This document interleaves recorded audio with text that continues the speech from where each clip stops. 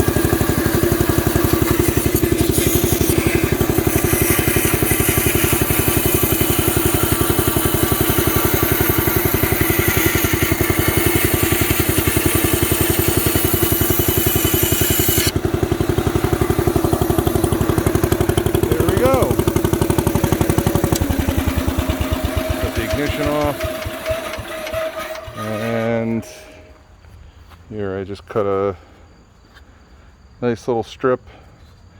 Trying to guide the wood through, especially with bigger pieces. Just, I think I need some practice, and I might need some longer guides, or maybe a guide that I can attach. When I initially cut this, I screwed a 2x4 to the log, and you'll see I have a maple log over there that's going to be the next one I'm going to try and do something with. So that's my PTO powered 14-inch bandsaw.